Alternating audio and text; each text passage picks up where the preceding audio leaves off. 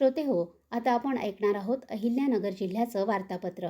या वार्तापत्रात केंद्रीय कृषी आणि ग्रामविकास मंत्री शिवराजसिंह चौहान यांच्या उपस्थितीत बाभळेश्वर इथं शेतकरी संवाद कार्यक्रमाचं आयोजन, जिल्ह्यात ख्रिसमस सण मोठ्या उत्साहात साजरा करण्यात आला आणि अहिल्यानगर महानगरपालिका निवडणुकीची रणधुमाळी सुरू. यासह ऐकूया आमचे अहिल्यानगर जिल्ह्याचे प्रतिनिधी मनोज सातपुते यांनी पाठवलेला ठळक घडामोडींचा हा आढावा. केंद्रीय कृषी आणि ग्रामीण विकास मंत्री शिवराजसिंह चौहान यांच्या उपस्थितीत अहिल्यानगर जिल्ह्यातील बाभळेश्वर इथल्या कृषी विज्ञान केंद्रात शेतकरी संवाद कार्यक्रमाचं आयोजन करण्यात आलं होतं. यावेळी शेतकऱ्यांना मार्गदर्शन करताना कृषी मंत्री म्हणाले की बियाणं आणि कीटकनाशकांमुळे शेतकऱ्यांची फसवणूक होऊ नये यासाठी केंद्र सरकार लवकरच 2 कायदे आणणार आहे. निकृष्ट बियाणे किंवा कीटकनाशकांमुळे पीक वाया गेल्यास संबंधित कंपनीकडून शेतकऱ्यांना पूर्ण नुकसान भरपाई दिली जाईल. तसंच दोषींवर दंडात्मक आणि फौजदारी कारवाईची तरतूद या कायद्यात करण्यात येणार आहे. जिल्ह्यात ख्रिसमस हा सण मोठ्या उत्साहात साजरा करण्यात आला. जिल्ह्यातील सर्व चर्चवर आकर्षक विद्युत रोषणाई करण्यात आली होती. नाताळच्या आधीच 15 दिवसांपासून घरोघरी येशूच्या जन्माची गाणी गायली जात होती. ख्रिसमसच्या मध्यरात्री प्रभू येशूचा जन्मदिवस उत्साहात साजरा करण्यात आला. विविध चर्चमध्ये येशू जन्माचे देखावे उभारण्यात आले होते. संगमनेर तालुक्यातील निळवंडे गावात सुमारे 4,58,00,000 रुपये तसंच तळेगाव इथं 1 कोटी रुपयांच्या विविध विकास कामांचा शुभारंभ पालकमंत्री राधाकृष्ण विखे पाटील यांच्या हस्ते करण्यात आला. संसदेच्या हिवाळी अधिवेशनाच्या पार्श्वभूमीवर खासदार निलेश लंके यांनी पंतप्रधान नरेंद्र मोदी यांची संसद भवनात भेट घेऊन त्यांना रायगडातील ऐतिहासिक गडकिल्ल्यांच्या संवर्धन मोहिमेच्या पहिल्या वर्धापन दिन सोहळ्याचं आमंत्रण दिलं.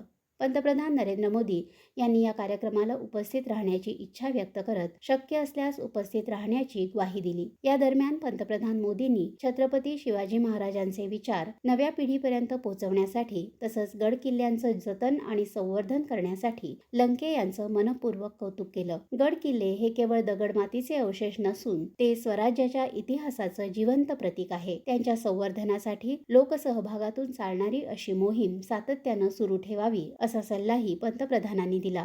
अहिल्यानगर जिल्ह्यातील 12 नगराध्यक्ष पदासाठी मतमोजणी झाली. भाजपानं 7 नगराध्यक्ष पदावर विजय मिळवला. शिवसेना पक्षानं 2 तर काँग्रेस पक्ष 1 नगराध्यक्ष पदावर विजयी झाला. उर्वरित 2 जागा स्थानिक आघाड्यांना मिळाल्या आहेत. या निवडणुकीत शिवसेना उद्धव बाळासाहेब ठाकरे पक्षाला आणि राष्ट्रवादी शरदचंद्र पवार पक्षाला जिल्ह्यात खातंही उघडता आलं नाही.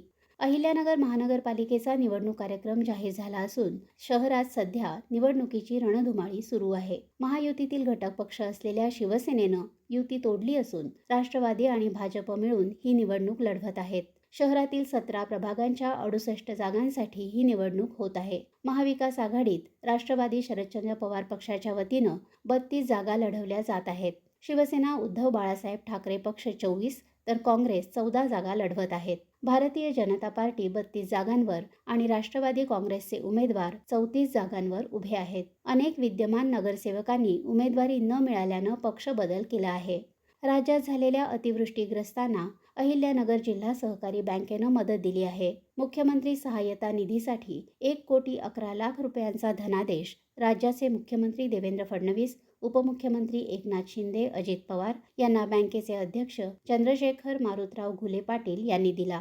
नाशिकमध्ये 2026-27 मध्ये होणाऱ्या सिंहस्थ कुंभमेळ्याच्या पार्श्वभूमीवर शिर्डी इथं येणाऱ्या भाविकांची संभाव्य गर्दी लक्षात घेऊन जिल्हा प्रशासनानं तयार केलेला शिर्डी कृती आराखडा सर्वसमावेशक आहे. भाविकांची सुरक्षा, आरोग्य आणि वाहतूक नियोजनाला सर्वोच्च प्राधान्य देत या आराखड्याची प्रभावी अंमलबजावणी करावी असे निर्देश राज्याचे मुख्य सचिव राजेश अग्रवाल यांनी दिले. सिंहस्थ कुंभमेळ्याच्या पूर्वतयारीच्या आढावा बैठकीत ते बोलत होते.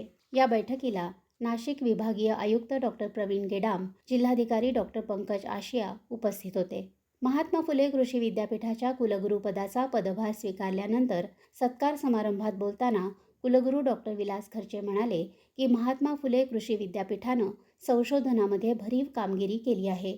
या विद्यापीठाची उंची कायम ठेवण्यासाठी सर्वांच्या सहकार्यानं पूर्ण क्षमतेनं प्रयत्न करण्याचं आवाहन त्यांनी केलं.